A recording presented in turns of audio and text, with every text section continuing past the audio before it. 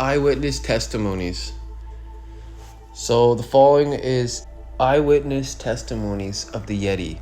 Some of them are reenactments, some of them are like second, third hand, but a couple of them are really interesting. So let's check them out. We'll see what you guys think.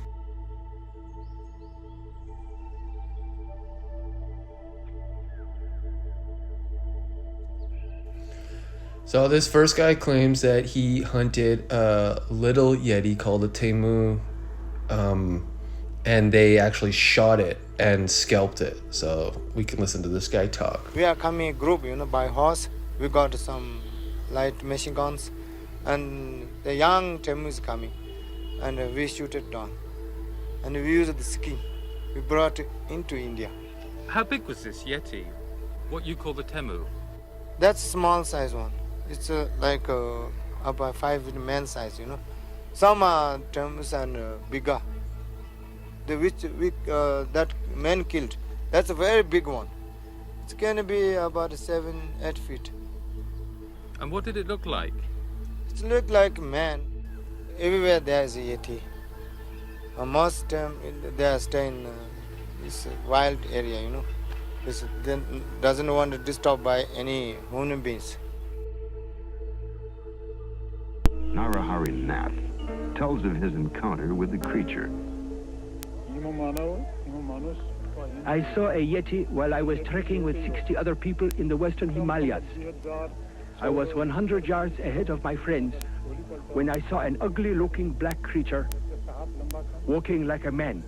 It was hairy and naked, and it moved fast. What do you think of those first two stories? This next clip, this kid is like telling a story about his mom's friend. So it's pretty far removed, but you can tell he's telling it with enthusiasm and excitement, and he believes it. And who knows? Maybe there's truth to it. Maybe it's real. I believe that he believes it's real, and it could be. I don't know.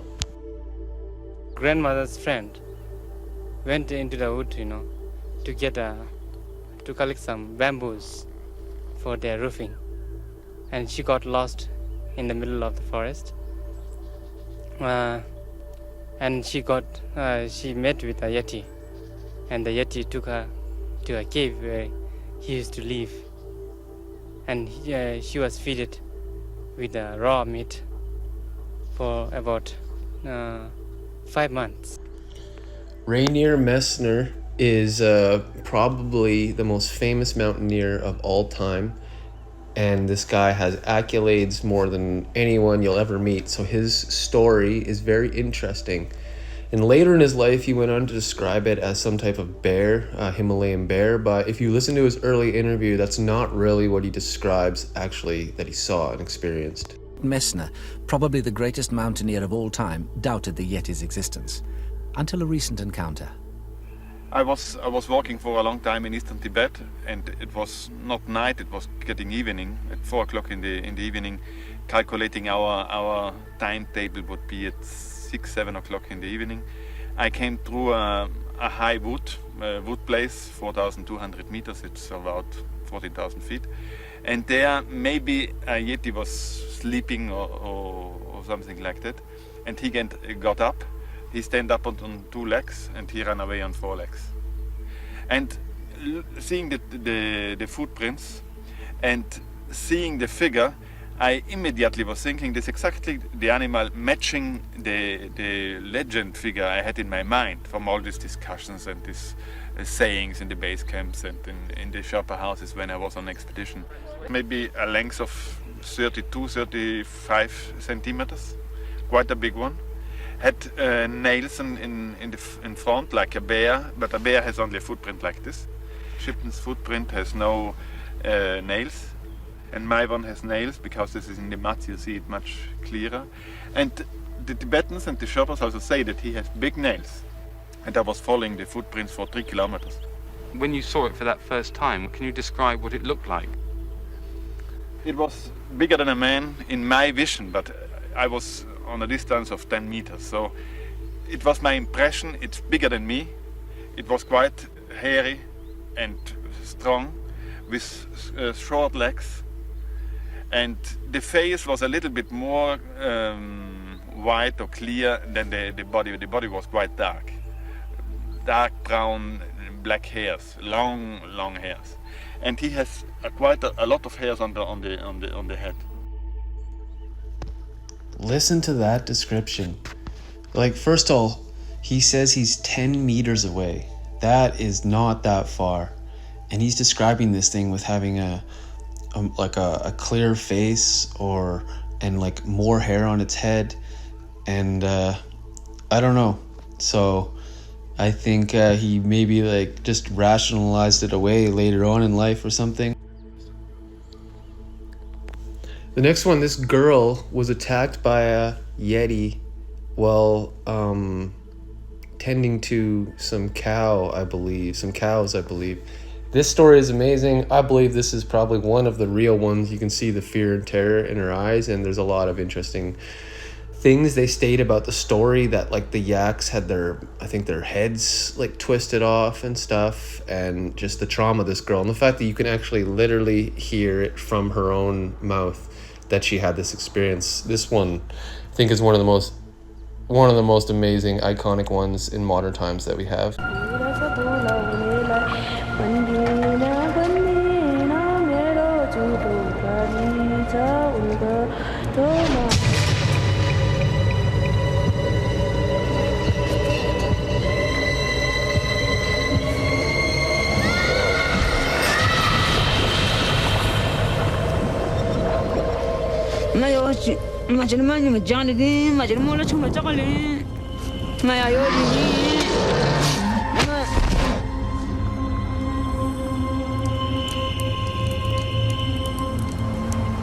It was Lapka's brother who found her a few hours later.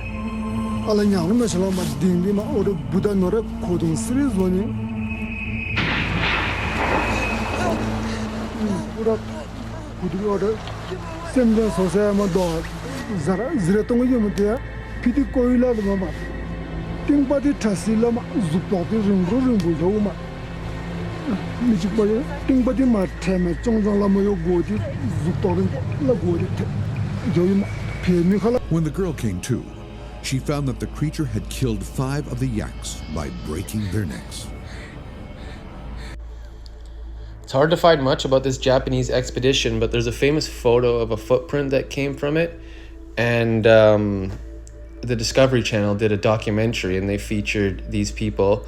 So if you listen to him tell his story, he explains that one of them was very close to this Yeti, or this thing that they saw, and they heard the sounds and all these things. So I think it's a very interesting claim and a very interesting testimony. Japanese explorers had been searching the area around Nepal's Mount Dulagari when team leader Mitsuhiko Yoshino had an encounter with a monster. The first time was the highest, at over 16,000 feet. The team set up their camp for the evening while sensing something was stalking them. They heard screams throughout the night.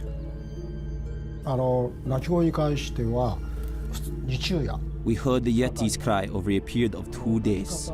It was clearly a kwa sound that it was making. The eerie howls continued into the early hours. Yoshino went out to investigate.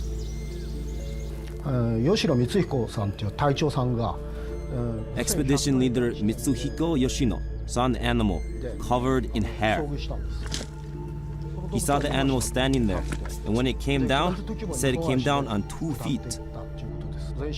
Yoshino was at a distance of 30 feet, so he was really close. He got a good look at it.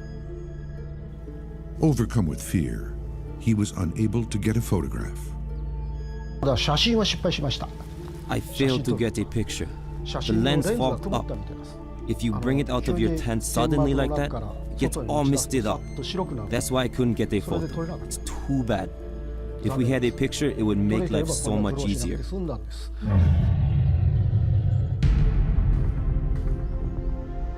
Later, the team found mysterious tracks. As you can see from the scale, the length is 7 inches.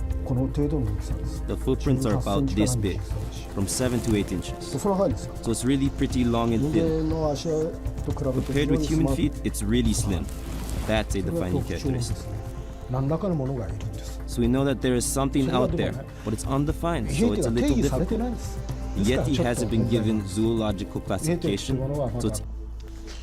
This next guy is some guru type character, and he was on a podcast with this young Indian guy, and he basically said a story where he was ill one time and a Yeti came into the room and aided him and helped give him something to make him better. So it was a pretty wild claim, and he comes from that. It's like a spiritual thing, and this happened. So I don't know. Here's his story. When I wanted to go to the Kailash, we came to a village and there we stopped for the night because I got high fever. I was inside the tent and I was sleeping. I woke up slightly okay. Somebody came in. I was astonished. It was a huge furry kind of bird standing there. First doubt was that it's a bear, but no, it was standing like a human being. And then it took something and put it into my mouth. It was a bitter thing. I couldn't spit it out. I swallowed it and it ran up. Babaji told me later that it was an Yeti, and he said, you'd have died with this fever. He said, they are good people, they are not what people think and fear. He brought a herbal medicine and stuffed it into your mouth, otherwise you would have died. There are such living creatures in the remote parts of mountains, which we don't believe because we don't see them so often.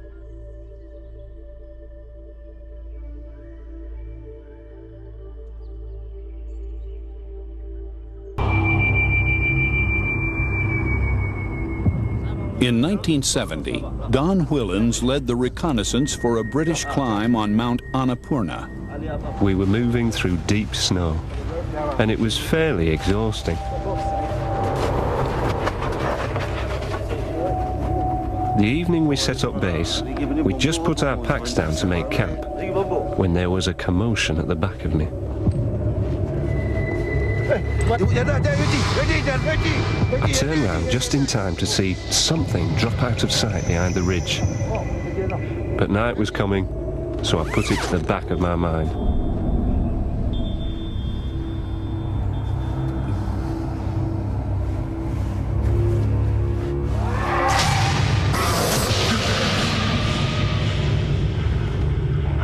I had to get up. I had this strange feeling that if this creature was still around, it would show itself. It was daylight practically. The moon was so bright, and I saw a dark patch in the shadows. I definitely saw it move, and I got the impression it was an ape-like creature. I watched it for almost 10 minutes. Then, as if it knew it was being watched, it dropped out of sight. This last one is very interesting. It's a reenactment, and it's one of the most famous stories of the Yeti sighting. I think it's one of the early mountaineers to explore Everest, and they have a sighting where they observed one digging for shrubs, I think, or doing some type of digging and using a tool. And he later went on to describe what he saw as some type of mountain hermit, but he admitted in an interview that the figure appeared to not be wearing any clothes. So this is a very interesting sighting. Prints puzzled the scientific community. They reinforced the startling story told by a veteran explorer. Nicholas Tombazi of Athens, Greece, a photographer and a trained observer, had claimed he saw the abominable snowman on an expedition to Everest in 1925.